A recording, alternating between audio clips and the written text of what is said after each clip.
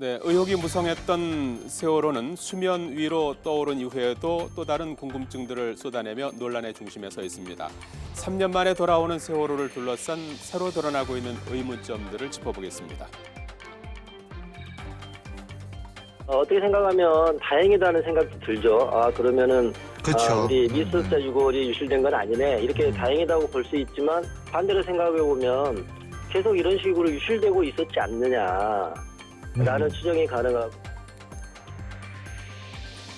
세월호가 침몰한 지 1078일째였던 어제 유가족이라도 되고 싶다고 간절히 말했던 미수습자 가족들의 꿈은 이루어지는 듯했습니다. 미수습자로 추정되는 유골이 발견됐다는 해수부의 발표는 국과수의 감식 결과 돼지뼈로 확인되면서 해프닝으로 끝났습니다. 그런데 어제 해프닝에서 새로운 의문점이 생깁니다. 미수습자의 유해나 유류품의 유실 가능성이 제기된 겁니다. 주목해봐야 할 것은 바로 이곳 반잠수선 갑판인데요. 이 돼지뼈가 발견된 지점입니다. 앞서 해수부는 유실 방지를 위해서 선체 좌현에 지름 1cm, 우현에 2.5cm, 또 반잠수선 좌우측에 지름 1cm 크기의 유실 방지망을 설치했습니다. 또 해저에는 지름 2cm 크기의 유실 방지 사각 펜스를 설치하기도 했죠.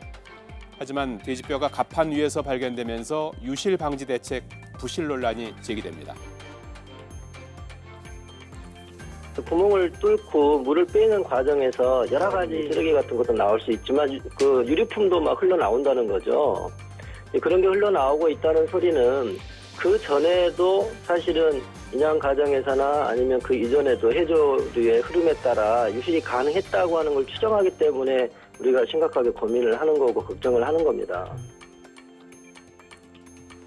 어제 상황에서 해수부의 두 가지 대응 또한 궁금증을 낳고 있습니다. 유골이 발견됐다는 발표는 늦었고 그 내용은 성급한 추정이었다는 비판이 나온 겁니다.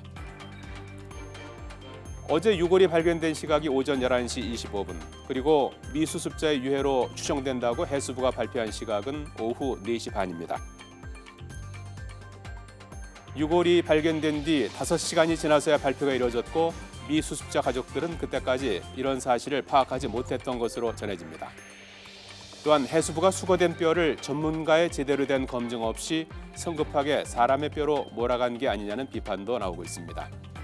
이에 대해 해수부는 공개 원칙을 통해 발표했다고 해명했습니다.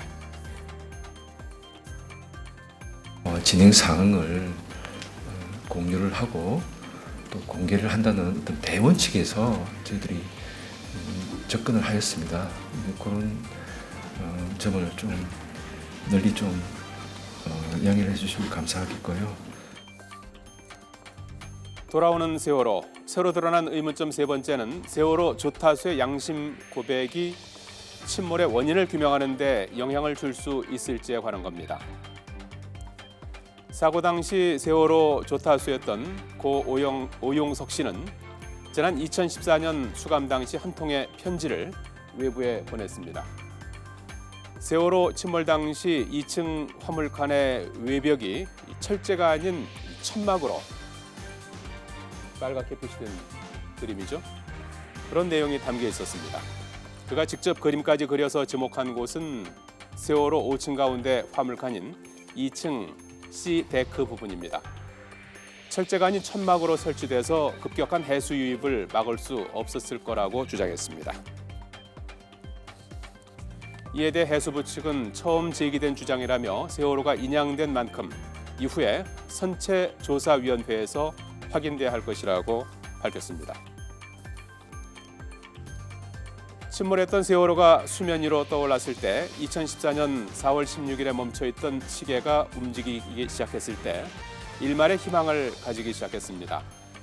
3년 전 제주를 향해 떠났던 세월호는 이제 반잠수 선박에 실려서 목포 신항으로 옵니다. 하지만 마지막 여정도 날씨로 인해 출발이 지연되는 등 쉽지만은 않습니다. 세월호가 무사히 돌아와서 바닷속 진실을 속 시원히 말해줄 수 있기를 간절히 바랍니다.